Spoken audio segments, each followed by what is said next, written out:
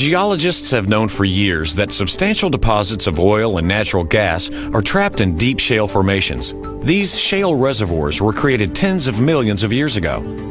Around the world today, with modern horizontal drilling techniques and hydraulic fracturing, the trapped oil and natural gas in these shale reservoirs is being safely and efficiently produced, gathered, and distributed to customers. Let's look at the drilling and completion process of a typical oil and natural gas well.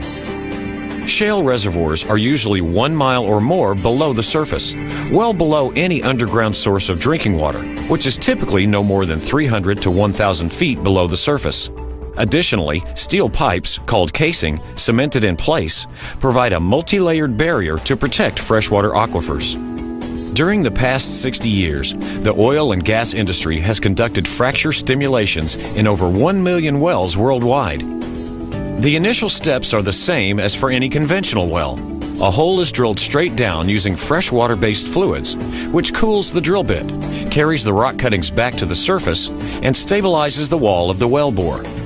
Once the hole extends below the deepest freshwater aquifer, the drill pipe is removed and replaced with steel pipe, called surface casing. Next, cement is pumped down the casing.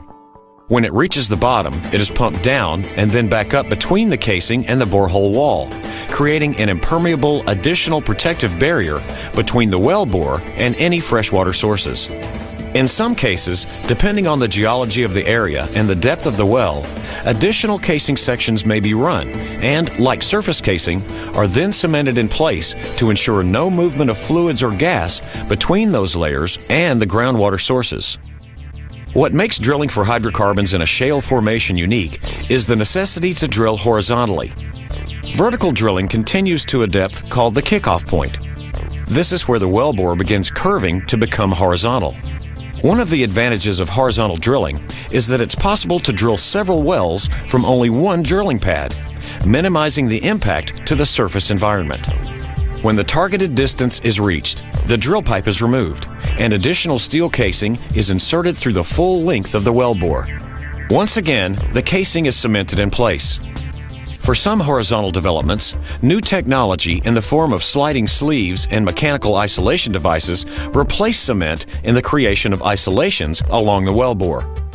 Once the drilling is finished and the final casing has been installed, the drilling rig is removed and preparations are made for the next steps, well completion. The first step in completing a well is the creation of a connection between the final casing and the reservoir rock. This consists of lowering a specialized tool called a perforating gun, which is equipped with shaped explosive charges, down to the rock layer containing oil or natural gas. This perforating gun is then fired, which creates holes through the casing, cement, and into the target rock. These perforating holes connect the reservoir and the wellbore. Since these perforations are only a few inches long and are performed more than a mile underground, the entire process is imperceptible on the surface. The perforation gun is then removed in preparation for the next step, hydraulic fracturing. The process consists of pumping a mixture of mostly water and sand, plus a few chemicals, under controlled conditions into deep underground reservoir formations. The chemicals are generally for lubrication, to keep bacteria from forming, and help carry the sand. These chemicals typically range in concentrations from 0.1 to 0.5% by volume and help to improve the performance of the stimulation. This stimulation fluid is sent to trucks that pump the fluid into the wellbore and out through the perforations that were noted earlier. This process creates fractures in the oil and gas reservoir rock. The sand in the frac fluid remains in these fractures in the rock and keeps them open when the pump pressure is relieved. This allows the previously trapped oil or natural gas to flow to the wellbore more easily.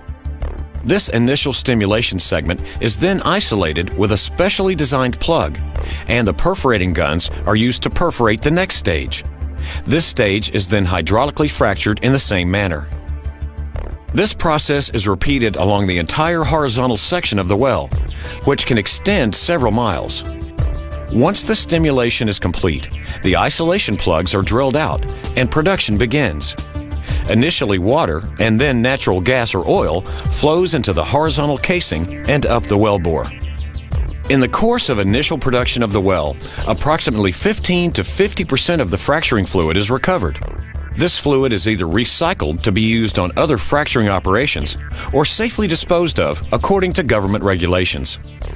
The whole process of developing a well typically takes from 3 to 5 months, a few weeks to prepare the site, 4 to 6 weeks to drill the well, and then 1 to 3 months of completion activities, which includes 1 to 7 days of stimulation. But this 3 to 5 month investment can result in a well that will produce oil or natural gas for 20 to 40 years or more.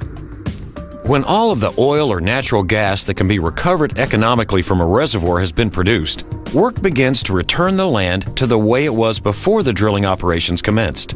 Wells will be filled with cement and pipes cut off 3 to 6 feet below ground level. All surface equipment will be removed, and all pads will be filled in with dirt or replanted. The land can then be used again by the landowner for other activities, and there will be virtually no visual signs that a well was once there. Today, hydraulic fracturing has become an increasingly important technique for producing oil and natural gas in places where the hydrocarbons were previously inaccessible. Technology will continue to be developed to improve the safe and economic development of oil and gas resources.